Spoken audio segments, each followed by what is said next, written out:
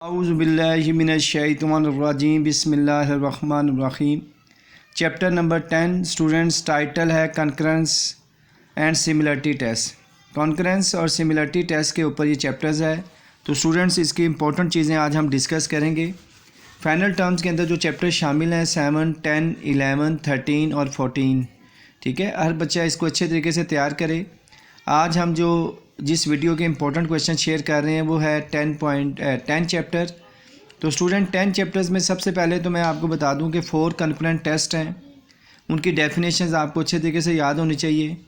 एक concurrent test है SSS concurrent test, एक है SAS कंकरेंट टेस्ट, ठीक है। इसी तरीके से आपके पास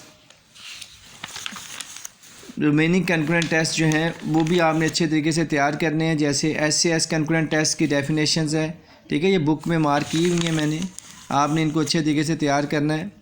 इसी तरीके से आपके पास AAS कंकरेंट टेस्ट है, इसको आपने अच्छे तरीके से तैयार करना है। इसी तरीके से आपके पास RHS कंकरेंट टेस्ट है, ये RHS कंकरेंट टेस्ट जो है वो आपने अच्छे तरीके से तैयार करना है, ठीक है स्टूडेंट्स। तो ये 4 कंकरेंट टेस्ट हैं, ठीक है। कौन कौन से? SSS कंकरेंट टेस्ट, इसके बाद SAS congruent test, AAS congruent test और RHS कंकरेंट टेस्ट। और इसी के साथ साथ इसमें 3 सिमिलरिटीज़ हैं, ठीक है। सिमिलरिटी टेस्ट भी मैं आगे आपके साथ शेयर करता हूं, लेकिन उससे पहले मैं आपको बताता चलूं। क्वेश्चन नंबर 1 है जिसमें सिर्फ आपने बताना है कि किस ट्रायंगल पे कौन सा कंकरेंट टेस्ट लग सकता है। तो ये MCQs के हवाले से इम्पोर्टेंट है, शॉर्ट में आ सकता है लेकिन इतना इम्पोर्टेंट नहीं है।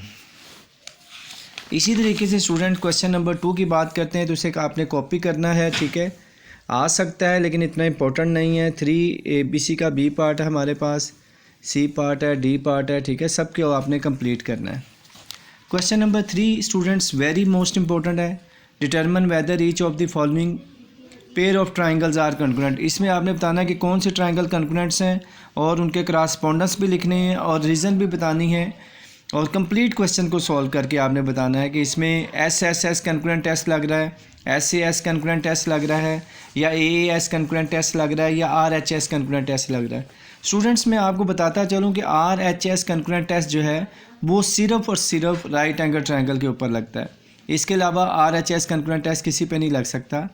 और उसके बाद हमारे पास क्वेश्चन नंबर 4 है, is also very most important है, ठीक है। तो इसको आपने अच्छे तरीके से तैयार करना है। तो इस एक्सरसाइज का क्वेश्चन 3 और 4 वेरी मोस्ट इंपॉर्टेंट है। तो हर बच्चे को क्वेश्चन नंबर 3 और 4 के सारे पार्ट अच्छे तरीके से तैयार होने चाहिए, ठीक है।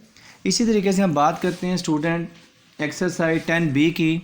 तो स्टूडेंट एक्सरसाइज 10B के अंदर हम सिमिलरिटी टेस्ट को डिस्कस करेंगे और यू नो दैट कि दे आर 3 सिमिलरिटी टेस्ट हैं जो हम अपने सिलेबस में डिस्कस करते हैं।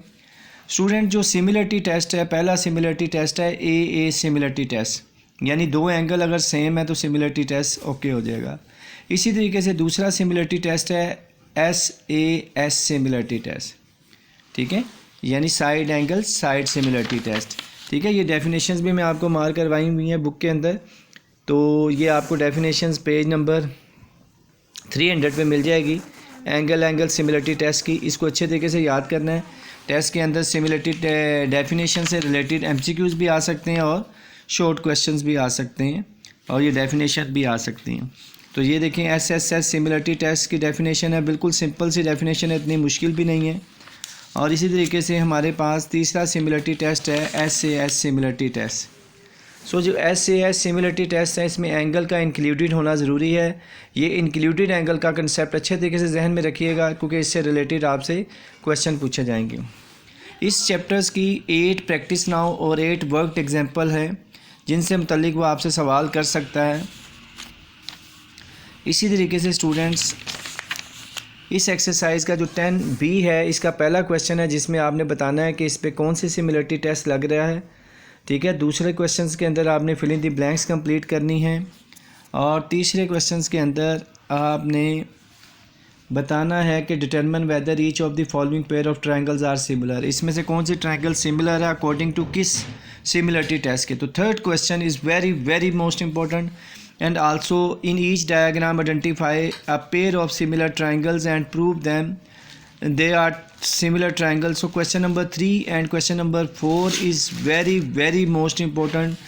10A का भी क्वेश्चन 3 और 4 और 10B का भी क्वेश्चन 3 और 4 और 5 इज़ वेरी मोस्ट इम्पोर्टेंट है। तो ये आप लोगों ने अच्छे तरीके से तैयार करने हैं, तो आपसे इनसे में से कोई भी क्वेश्चन आ जाएगा। यानी आप अगर कहें कि उसका मोस्ट इम्पोर्टेंट गैस कौन सा है, मोस्ट इम्पोर्टेंट गैस कौन सा है, तो मैं आपको बताता हूँ कि इसका मोस्ट इम्पोर्टेंट गैस जो है 10A का क्वेश्चन 3 और 4 और 10B का 3, 4, 5 वेरी मोस्ट इम्पोर्टेंट है। स्टूडेंट्स, हर बच्चे को अच्छे तरीके से तैयार होना चाहिए और इसकी समरी से और इसकी रीडिंग से और इसके जो सिमिलरिटी टेस्ट हैं उनको अच्छे तरीके से तैयार करना है आपने। स्टूडेंट, उनमें से आपसे MCQs पूछे जाएंगे। ये जो आपके पास समरी है इसको अच्छे तरीके से आपने अंडरस्टैंड करना है और उसके बाद ये जो पेज नंबर आपके पास 319 है, this is very most important, इसको अच्छे तरीके से आपने रीड करना है।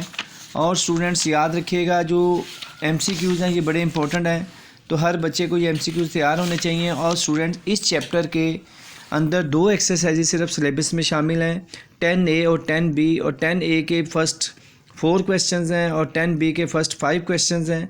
और जो मोस्ट इम्पोर्टेंट क्वेश्चंस हैं 10A के वो 3 और 4 हैं और 10-5 के जो मोस्ट इम्पोर्टेंट क्वेश्चन है वो 3, 4, 5 हैं। तो ये आपने अच्छे तरीके से तैयार करना है। प्रैक्टिस नाउ और वर्ड एग्जाम्पल को भी अच्छे तरीके से देख लेना है, लेकिन ज़्यादा चांसेस यही हैं कि 10 चैप्टर के एक्सरसाइज से ही क्वेश्चन आपसे पूछ लिया जाएगा। तो इंशाल्लाह नेक्स्ट वीडियो में मुलाकात होती है, तब तक के लिए इजाज़त दीजिएगा। अल्लाह हाफिज़, अस्सलाम वालेकुम।